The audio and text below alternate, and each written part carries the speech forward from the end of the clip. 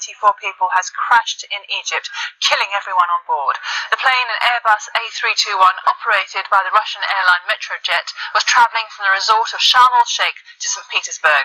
The plane disappeared from radar screens as it flew over North Sinai, where there has been an Islamist insurgency raging for the past 2 years. Russian and Egyptian officials have dismissed claims from an IS-linked group that they shot the plane down. There is an operations team from the Civil Aviation Ministry going now to the site of the location of the accident to start an investigation into it. Of course, there has been coordination and communication with the Russian side. No, there are no obstacles. An operations team will be going there to begin the investigation, and of course there is communications with the Russian ambassador with regards to this. Regarding the situation of the aircraft, Russian President Vladimir Putin has detailed the Minister of Emergency Situations, Vladimir Pushkov, to get a team together of medics, emergency workers, transport experts.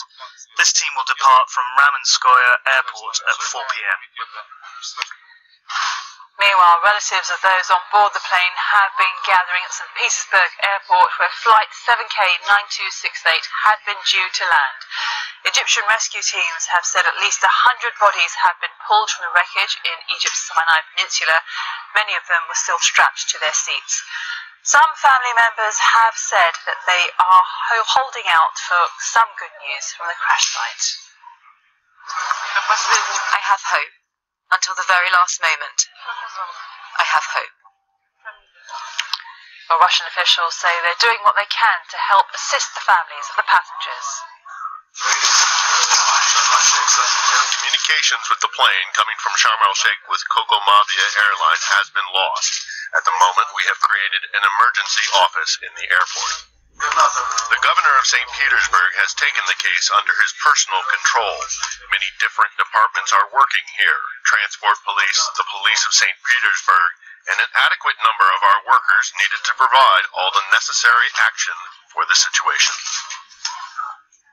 My correspondent Enda Brady is here with me now. So, Enda, terrorism has been ruled out. Just take us through what we know about what happened today.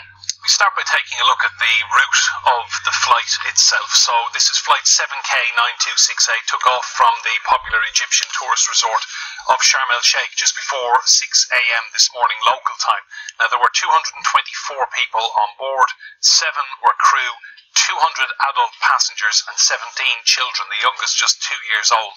The Russian-operated airline was travelling back to St. Petersburg, but just 23 minutes into this flight, the ground contact was lost with the aircraft while it was flying over the Sinai Peninsula. Now, the plane had been travelling at an altitude of around 31,000 feet, yet according to flight radar, the jet began to descend at a rate of 6,000 feet per minute just before it lost its signal. And the Egyptian authorities have said their search and rescue teams have found the wreckage of the crashed plane, crucially including the black box in the El Hesna area, and that is just south of the city of Arish. Now, Airbus have put out a statement in the past couple of hours. We can take a look at that now. They say the concerns and sympathy of the Airbus employees go to all those affected by this tragic accident of flight 7K9268. And they add, an Airbus GO team of technical advisors stands by, ready to provide full technical assistance to French investigation agency BEA and to the authorities in charge of the investigation. And Russian investigators also on their way to try and help. Yes, they're flying there right now. So Vladimir Putin was very quick off the mark. He's ordered an official investigation, which the Russians will lead. They are cooperating with the Egyptian authorities. So Mr. Putin has spoken to his Egyptian counterpart. They will work side by side. Airbus are based in Toulouse in southern France. They have a crash crisis room up and running there as well, where they'll be gathering as much information as they can. So the Russians are also sending rescue teams to the site. They're on their way, they're in the air right now, and Vladimir Putin has declared tomorrow a day of national mourning. 214 Russian citizens on board and 3 Ukrainians. Enda, thank you very much for updating.